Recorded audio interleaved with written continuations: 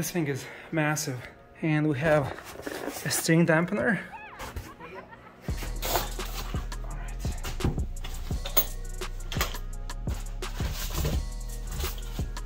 Here's the charger. Massive 84 volts, 5 amps. This thing is really big.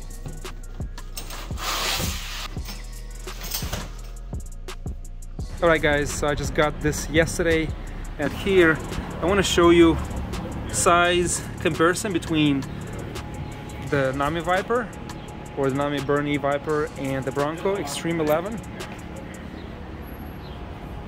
you guys can see, I can actually do a close-up.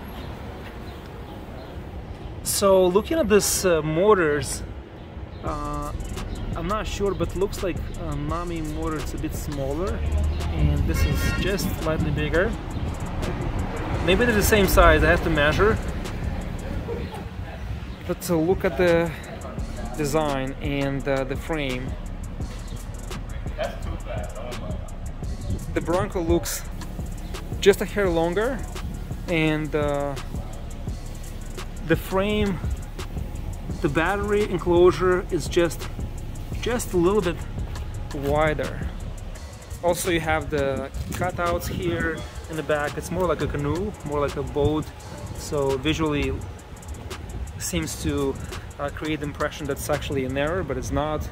Here is more rectangular shape, more boxier shape. The only thing here, this fender, when you hit holes, you see how it's only connected here in the back, so maybe you need a support here.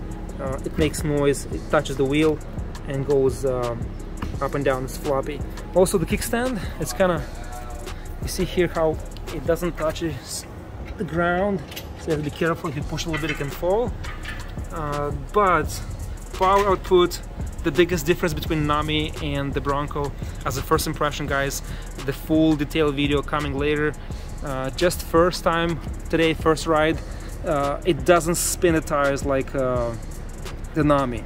It punches through, it's really powerful, but I could not spin the tires or do burnout like Nami does. Like from the start, any speed, it just spins.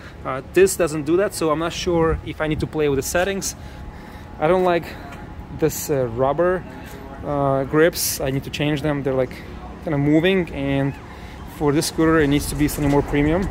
And this mechanism is very interesting. So it's new, like this is solid, but this here it moves a little bit, so I need to put like a little piece of maybe rubber or a thin foil of steel, so there's no movement. I like the, you know, the functionality. I like how it falls down, it collapses, so portability wise, storing into the car or truck and you know, using for commuting, it's great. But if you go fast, it's super stable, but just moving this a little bit just gives you, you know, like those questions like what the hell is going on when you go fast at 40 miles an hour. I usually feel it at the lower speeds. At high speed I didn't feel that, so there's not a big deal, but still I would adjust this a little bit or replace this handlebar for sturdy one. Very comfortable, very wide, very nice, but yeah, I would just put a solid one across if you want to go really fast. The nut brakes are really nice. Yeah, overall solid ride, super stable. But yeah, look at the side to side, from handlebars all the way down. Yeah, the motors are the same size almost. It looks like the Bronco is just a little bit thicker, but the wheel is the same. Suspension, you have adjustability also. The Nami shock looks a bit longer over there. Have the wires sticking out, no wires here. Here's a side view.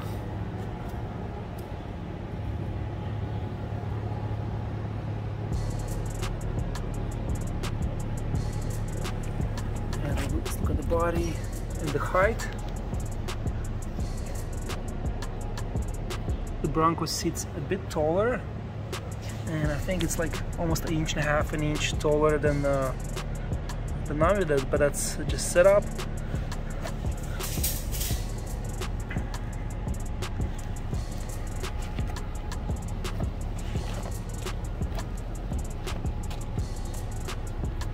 Let's look at the deck comparison. Yeah, a little bit more real estate on the Bronco. And you can see from here how much taller it is. And again, yeah, so the first impression is that the Bronco, it's powerful, has speed, but it does not accelerate as crazy and fast as the Nami. That's the first impression that I got after riding a Nami Bronco. I have to play with the settings. Maybe it's a setting issue, maybe I can set up the same as the Nami. I don't know that yet, so that will come in a later video. But this is just a quick unboxing and just a size comparison between Nami and the Bronco. Both are great scooters, depending what you're looking for. I think Nami has the advantage off-roading. I think the suspension and the frame structure is just better suited for that, and acceleration is just insane here. And we'll see how Bronco does after I play and learn all the settings, and then we'll do a full video. Actually, I'm planning to get the Wolf and these two scooters, and also the Ryan, and to see how they compare head-to-head, size, acceleration, top speed, and handling. Right now, from the first try, from the first ride, Bronco, it's super stable. I like how it feels. So Nami has the mechanical suspension, and here you have air shock. Turn this knob right here and adjust it for, you know, the softness and rebound, the response for this shock. So I think this has more advantage and feels softer than regular one. In the front, I'm not sure why they have regular mechanical shock, similar as the Nami, but this one, as I mentioned earlier, looks a bit longer. You can see here, this one is a bit shorter, and yeah, different angle. If you look at the front fork, different geometry. Yeah, you can see here, this shock, it's more vertical, and this shock, it's completely in the back. It's like tilted like this way almost. First impression of Nami versus Bronco Extreme 11. Bronco and Nami have very similar specs. Weight-wise, Bronco it's lighter. Acceleration is gradual on Bronco. From 0 to 20 miles an hour it's steady, but after it shoots like a bullet. And I think they applied here the safety limits. Nami, it's crazy powerful and spins the tires from the start. It has more options and settings when it comes to power output. Bronco only has 3 speed levels. Guys, I emailed Bronco, so I'm waiting for the response to see if I can remove the safety limits and get this tire spinning from the dead stop. But no wobbles and super stable. I took it to 45 to 47 miles an hour out of the box with no adjustments. I only pumped air in the rear shock required to my weight, 210 pounds, and I think it's 170 psi. I need to find a safer place and more length to test maximum speed and see what this scooter is capable of, and that's coming next week. And also play with the speed controller and see what else can be done here. But comfort of the ride. Rides super comfortably and has good suspension for the city. Nami, on the other hand, feels more nimble than Bronco. It's more aggressive. Bronco, it's more gradual, more comfortable, but still very powerful. Nami will give you that racing excitement, that rush if you're looking for that. Bronco feels more comfortable and more control. You don't have to think much, just press the throttle and enjoy the ride. Nami is more suited for off-roading, I think. Out of the box will excel top speed acceleration over the Bronco. Suspension. On the Bronco you have a very comfortable setup, but I think Nami holds the edge here. It has more travel and I think it's more fun off-roading.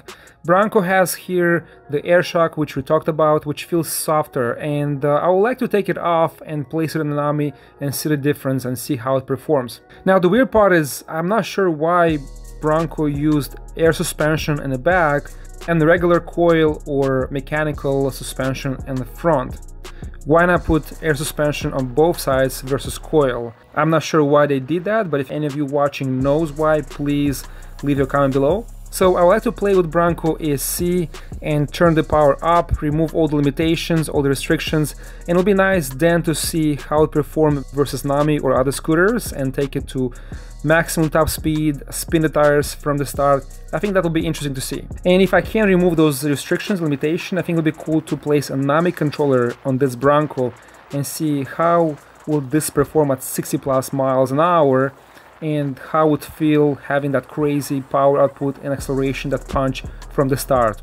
What I like about Bronco is stability. It's so comfortable, super steady, super solid at 40 plus miles an hour. Feels very different than any other scooters that I tried so far. And there's three things that I don't like about Bronco that need attention. I think this can be replaced or adjusted very quickly and very easy. First is the fenders.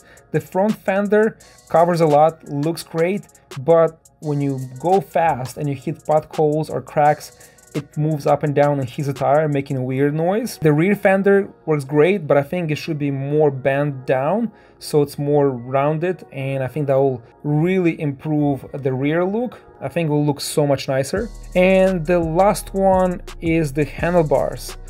For somebody, collapsible or foldable handlebars, it's a benefit. I would like to see a solid handlebar across. And I think the last thing that is missing on the scooter is the front light. It would be nice to see a powerful light similar to Nami on the Bronco. But to be fair in this comparison, Nami came with a slow charger, Bronco came with a 5 amp charger. So overall, after first day of riding, I like this scooter for its stability. It's a very nice machine, super comfortable, feels solid and stable at any speeds. I like how easy it is to ride at even 45 miles an hour, feels natural. You don't have to worry about adjusting and keeping the front stable. Really enjoyable ride. Well guys, full review is coming in about a week or so. I want to test the maximum speed. I need to find the proper place so it's safe.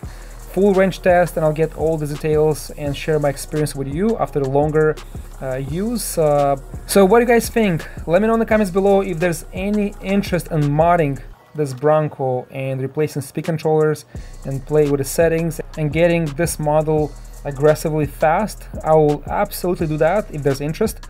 Also, please don't forget to like and share this video, and I'll see you next time.